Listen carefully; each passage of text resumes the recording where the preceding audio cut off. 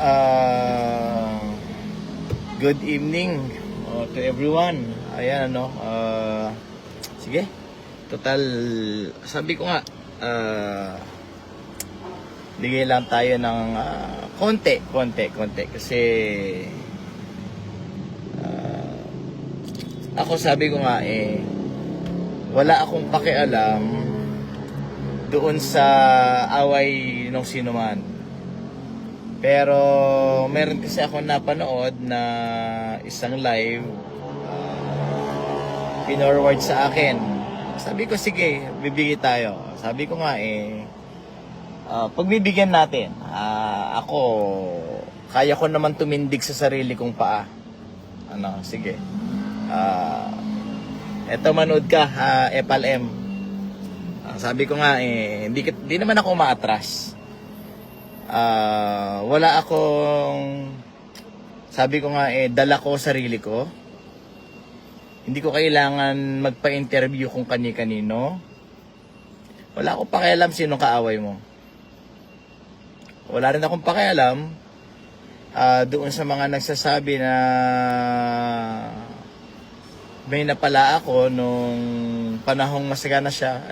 FYI po sa mga nagsasabi, wala ako kahit piso. Ako ay magbibigay lang ng short live para makarating sa kanya. Sabi ko nga I'm not afraid on death. Tagal ko nang naririnig yan. At least alam ko sa sarili ko kung ano yung tama. Para sa akin, kagaya ng sinabi ko, walang matinong anak na willing ipahiya ang kanyang magulang para sa kanyang personal na interes. Okay. Sabi ko nga, sa akin, by the way, para sa akin, hanggat maaari, yung pag-iingat ko sa magulang ko, medyo ibinibigay ko yun ng buo. Kasi mahal na mahal ko yung magulang ko. Isa pa, sa amin, kung bakit ganun yung kalagayan ng aking magulang, sila ay meron namang mga kasugutang maaayos. Ibig sabihin nun, madalas kasi yung aking tatang nagpupunta yun ng bukid. Hindi kasi siya makakilos ng maayos kapag laging basa yung kanyang panjapak. Ayan. Kaya ganun yung aking tatang. Madalas kasi sa amin, daanan ng ulan, daanan ng bagyo. Kaya yung klase ng pamumuhay doon, ganun po. Kasi syempre, probinsya sa akin, sabi ko nga, walang problema sa akin. Walang problema sa akin, di ako kilalanin.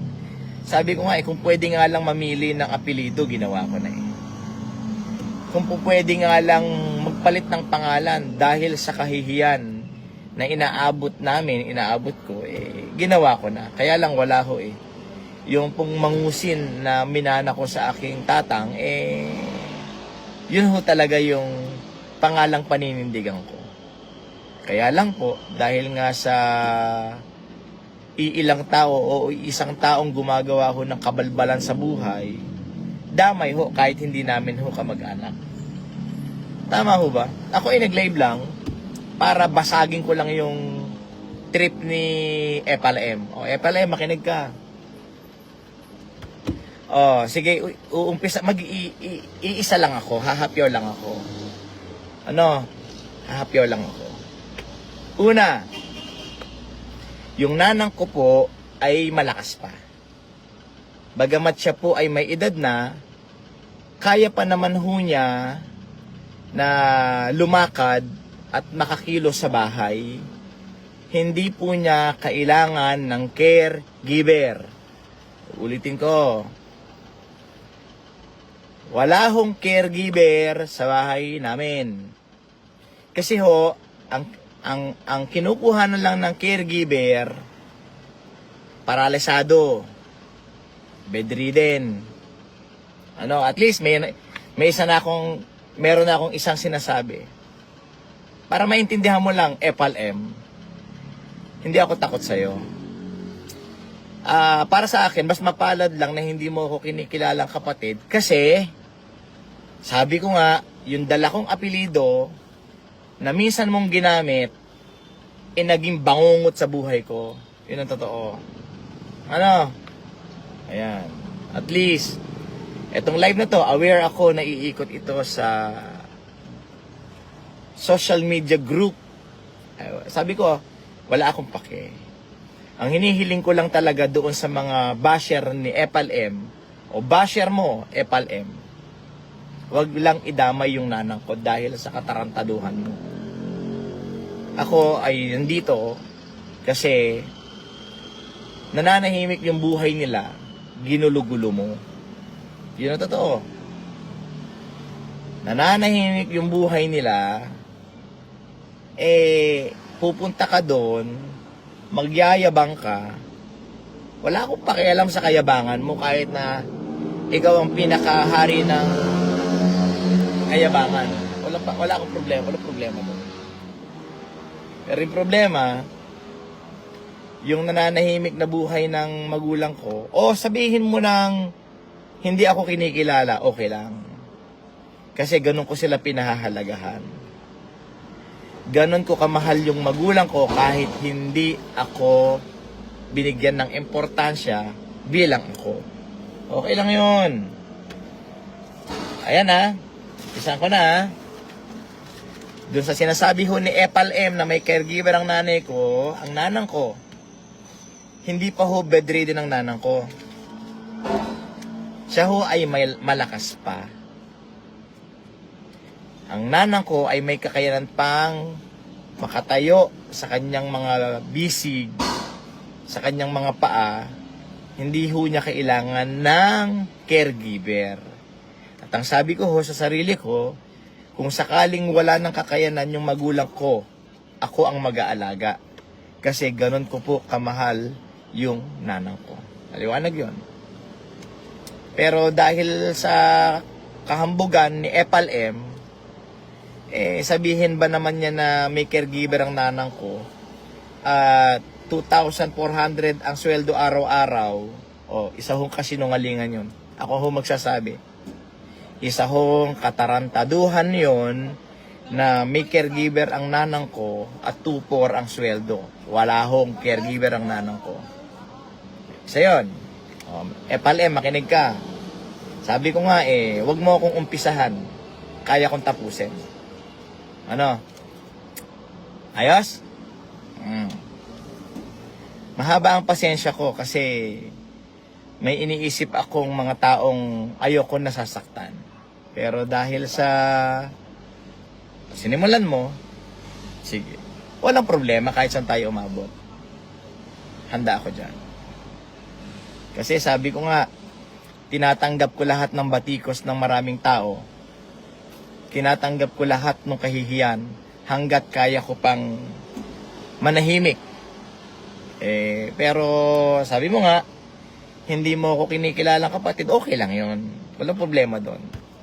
Mas masaya nga yung buhay ko na noon. Kasi naging independent naman ako Kaso, dahil nga doon sa kaganapan, kahit yung sarili kong ministry na damay, nasira dahil saan? Dahil sa'yo. Palang yan ayan. Kaya maliwanag yung sinabi ko. Walang caregiver ang nanang ko dahil ang nanang ko malakas pa. Ang nanang ko maayos pa ho. At kahit ganun pa man na dumadaan sa mga karamdaman, nagagawan ho namin ng solusyon. Namin. Sinong namin? Yung ilan ko lang pong mga kapatid na kasama ko. Pangalawa, yung sinasabi mong nagpapadala, yung principal, kasinungalingan. Sabi ko sa'yo, wala akong katotohanan na yung kapatid kong principal nagpapadala. Malabo pa ho sa sabaw ng pusit yun. Dalawa na Sabi ko nga, hahapyaw ako ng konti. Sabi ko nga, hindi ako nakikipag-away for the sake of popularity. Hindi ako makikipag-away sa'yo for the sake of earning. Wala akong pake. Dahil kaya kong magtrabaho. Dahil noon pa, nagsusumikap na ako sa sarili ko na hindi dumepende sa makukuha ko at mamanahin ko sa magulang ko. Okay ako doon. Ayan ha. Pangalawa yon. Buwan-buwan nagpapadala yung principal. Sorry. Yun to. Dalawa lang muna. Hahapyawan ko lang muna. Kasi sabi ko nga total. Kasi sabi mo nga, di mo ko kinikilala, wala kang kapatid, okay lang yun. Mas mainam sa akin ang walang kapatid na Epal M. Ito to. Alam mo, eto ba? Alam niyo yung sinasabi ninyo na nanghihingi ako kay Nanay Susan Broiler? Lilinawin ko. During their time, when Epal M is in jail, I want to help. Gusto ko tumulong. Gumawa ako ng paraan kung papaano ako makakatulong sa alam ko. Kasi kahit papaano, nakita ko yung maganda. At ako ay kinausap ng mga ilang mga supporters niya before. Isa na doon si Nanay Susan Broiler. I've talked. Ayan, at least sinisimulan ko. Nakipag-usap ako. Inopen ko yung heart ko how to help FLM in my way. In my way. Inaako ko po. Ayan. During their time, si Nanay Susan Broiler ay nag-commit, nagsabi dahil ganun niya sinusuportahan noon ang isang FLM. Ang sabi niya, susuporta ako hanggang kaya ko. Uulitin ko, I'm not asking for my personal need. I would talk to the people because I want to do something to help. Maliwanag po yun. Ayan. So, kaya sinasabi ko, I know Nanay Susan Broiler, I meet Nanay Susan Broiler personally, and I have the full conversation, black and white, since in the beginning. Kaya doon sa mga nagsasabi na humihingi ako for my sake, no. At least, sinasabi ko po sa inyo. Kaya, sa akin, wala akong itinago ever since. Kaya doon sa mga nagsasabi, nanghingi ka daw, nanghingi ako ng tulong for the sake na akala ko tama yung sinusuportahan ko, mali. So, kaya sabi ko dun sa mga taong nalapitan ko, pasensya na po kayo. Nagkamali din ako.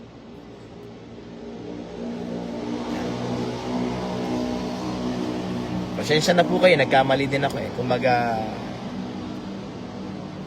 ganun talaga. Hindi naman po ako perfecto. Hindi ako nagla-live para ako ay kampihanin naman. Hindi ako nagla-live para ma-divert yung attention ng ibang tao sa akin para suportahan nila ako. Hindi po. Kahit walang magsuporta sa akin, okay lang. Kahit mas maraming magalit sa akin, okay lang. Ako ay tumitindig ngayon for my sake. Dahil ayoko lang higit na napapahiya at nalulugmok sa kahihiyan ng aking magulang. Pero ganun talaga, nandun na Pero yun lang ang pakiusap ko. Lalo na dito, kila Makagago. Yung bahay na pinuntahan ni FLM, pinaghirapan ko po yun. Pinaghirapan ko po iyon dahil gusto kong malagay sa tahimik yung nanay ko. Kaya nga wala po kaming kapitbahay Kasi gusto ko ng tahimik na buhay. Gusto namin ng tahimik na buhay. Kaya sana, wag naman ho sana. Diba? Sabi ko nga, kung galit ho kayo kay FLM, sige ho, wala akong problema. Sige lang po. Ang pinakikiusap ko lang, wag na ho sanang naibabalandara ho yung kalagayan ng aking magulang doon. Unang-una, lilinawin ko po, ang buhay po namin ay simple. Kaya hindi po sa amin, kapag umuwi po ako o umuwi kami, hindi ho kami nakakapagsuot ng maayos dahil nga po sa panahon ng tag-ulan, sobrang dulas ho ng mga daanan. At sa panahon naman po na kami ay magtatrabaho sa bukid, hindi ho ganun kaganda sa pakiramdam na may suot kang pangyapak dahil nga po pagdadaan ka sa batis, nababasa. Ganun po. Kaya pakiusap ko lang. Yun lang po ang pakiusap ko. Ako sinasabi ko na, no? Kaya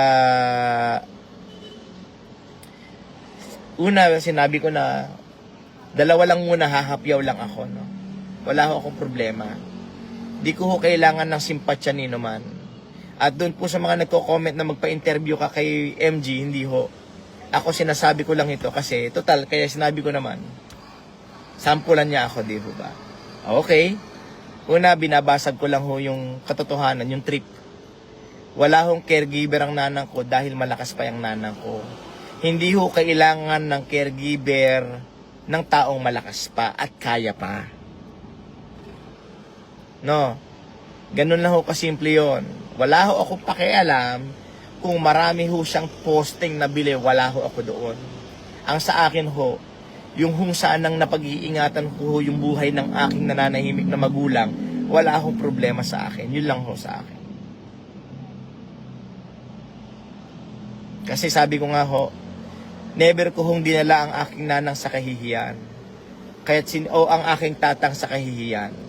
Kaya't sinisikap ko ho, at sinisikap po naming mga nakakabata kong kapatid, na ibigay ho ang maayos. Maayos naman po ang buhay ng magulang ko, to be honest. Maayos po sila. Sinisikap po namin na lahat po, yung sinasabi niyang anak niyang nasa Australia nagpapadala buwan-buwan, totoo po yun. Ayan ha. Totoo po yun, na may anak po siyang nasa Australia, nagpapadala ng ganong amount buwan-buwan. Totoo po yun. Pero yung nagpapadala ho siya ng principal, hindi ho totoo yun. Yung may caregiver ho na ang nanang ko at sumasahod ng 2,500 o 2,400 a month, di totoo yun. Oh. Kaya ako, wala akong nag-uudyok. May sarili ho akong buhay, at may sarili ho akong mundo, at may sarili po akong isip na nagpapasya ng mga bagay na ito. I know the consequences of what I did. Etong sinabi ko na to, alam ko lagi ito makikita sa social media. Pero bilang tao, at dun sa mga nagsasabi ho, pastor ka pa naman. Uulitin ko ho. Ho, pastor nga ho ako. Pero tao din po ako na may mga bagay ho na kailangan ho tindigan. Hindi ho porke pastor ako. Kapag ho ba sinaktan ako ay okay lang ho. Pag ho ba minura ako ay dapat hindi ka gaganti, hindi ka magsasalita. Pag ho ba inalipusta ka, dapat aalipustahin ka kasi pastor ka. Teka lang ho, hindi po ako impokrito. I'm not live into a fake and righteous of saying na okay lang yan, hindi po. Kaya ganun lang kasimple. Kaya at kung mapapanood mo to, Epal M. Dalawa pa lang to. Sabi ko nga I'm not afraid on what I am doing even if I die. No? So, at least, sabi ko nga, umpisahan mo. Sigurado ka. Ayan na, dalawa.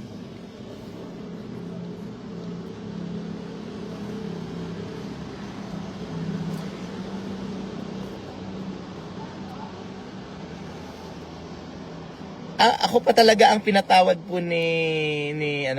sige, sabahin ko lang to pinatawad talaga ako ni Epal M. Hello. Anyway, ito lang ako pa yung magpapagas lang ng kasi yan. Oh, wala problema. Kahit pa sabihin mo, Tonyo, na pastor na basura, wala ho akong problema. Sabi ko nga, kung ako ang sasabihin mo, okay lang. Sabi ko nga, ang gusto ko lang, yung mabigyan ng katahimikan yung magulang ko. Yun yun. Yun yun. Binigyan ko ng, gusto ko lang mabigyan ng katahimikan, yung magulang ko, wala na akong hangad. Ano? Wala akong problema doon. Wala akong problema doon. Sabi ko nga po, sabihin niyo po ang lahat ng gusto niyo sabihin sa akin, okay lang.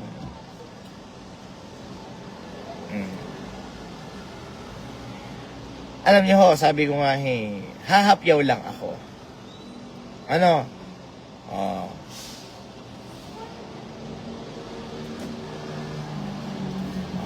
Hello Gladys, ayan ano. Okay lang, sabi ko nga okay lang na hindi nga ako kilalanin, wala akong problema.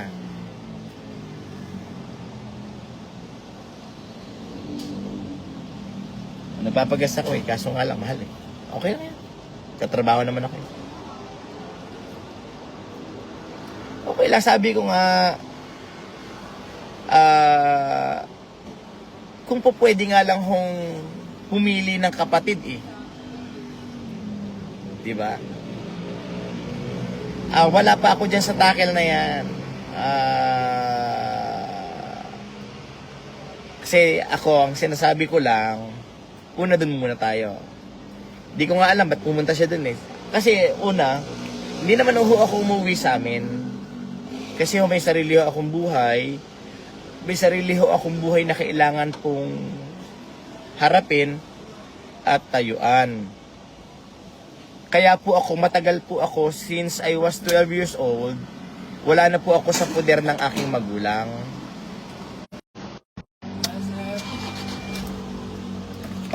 Kaya kung tatanungin niyo po ako, nabubuhay po ako mag-isa na malayo po sa piling po nila. Kaya lang, kahit po malayo ako sa poder ng aking magulang, ay katabi lang muna tayo kasi nagla-live ako Para lang baka mamaya makasuhan pa ako ng LTO. Makasuhan pa ako ng LTO na nagla-live ako ano muna tayo. Ayan. Kasi sabi ko nga, saglit lang ako magla-live, ano.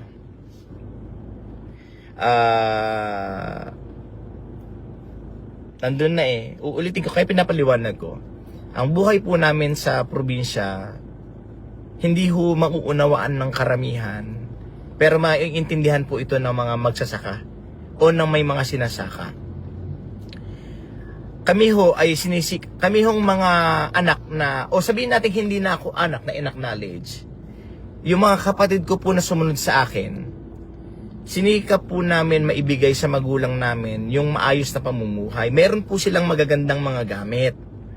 Meron po silang maayos na mga kasuotan pangyapak.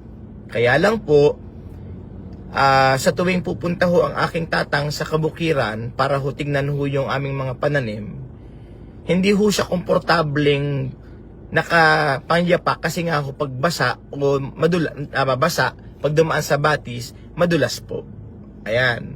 Pangalawa, kung bakit ho ganun ang estado ng aming pamamahay, daanan po ng bagyo, kaya hindi ka ho pwedeng makapagpatayo ng matataas na bahay o malaking bahay dahil nga po nasisira, dahil malakas po yung bagyo na dumarating sa amin, kaya hindi po tumatagal.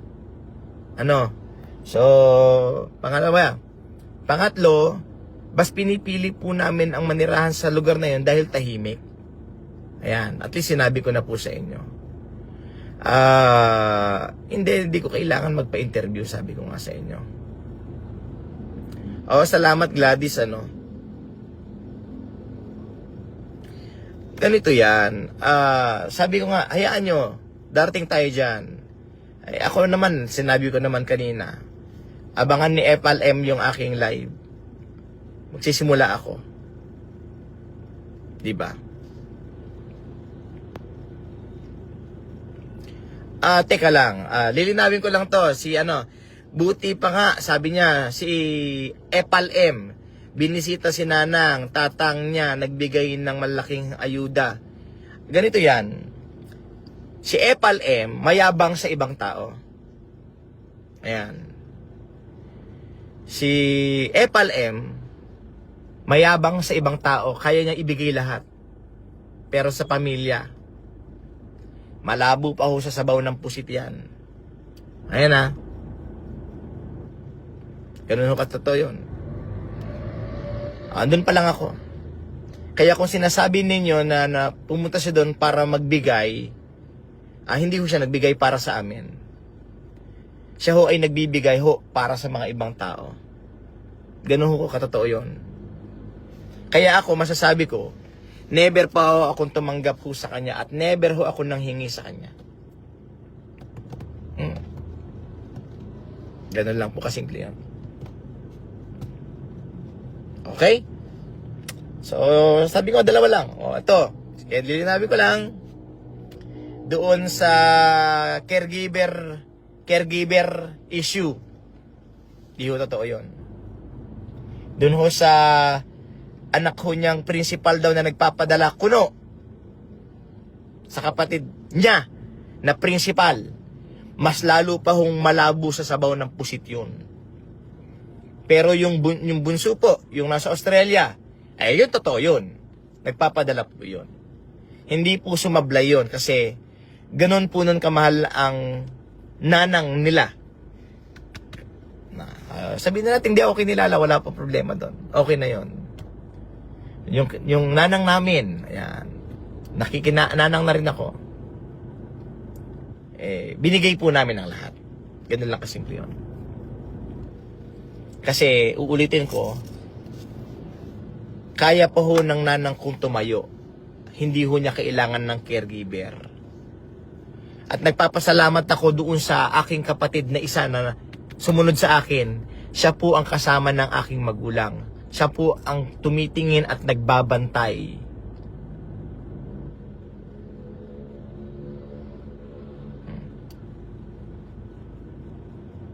Ito pong sasakyan ko, hindi po to galing kay Epal M. Ito po ay pinaghirapan ko po. Ito ho ay aking pinaghirapan. Ito po ay akin pong pinagpapagalan. At ni singkong bulag, wala hong ambag si Epal M sa meron ako. Lahat po ng meron ako, pinaghirapan ko po ng dugo at pawis sa marangal na trabaho.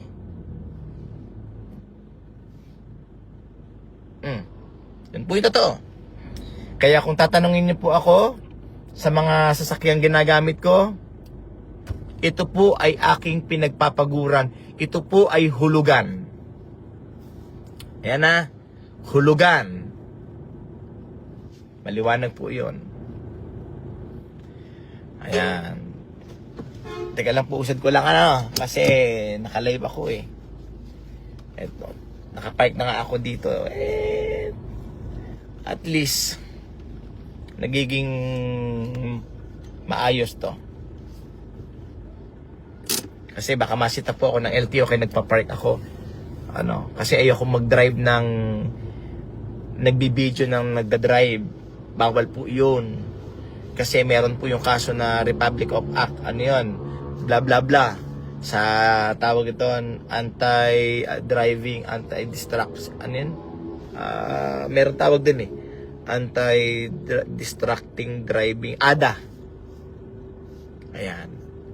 At least, mahirap kayo magka-lisensya. At least, may lisensya ako. At yung lisensya ko, professional. So, at least, dalawa lang ulitin ko lang ulit.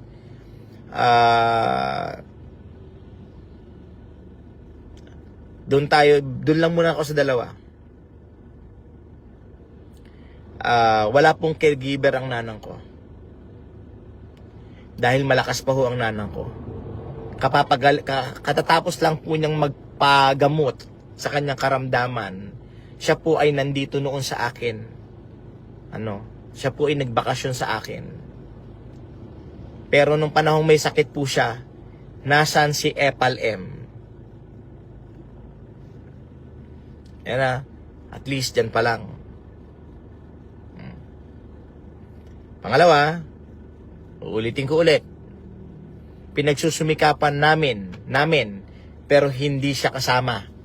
O yung sinasabi niyang principal.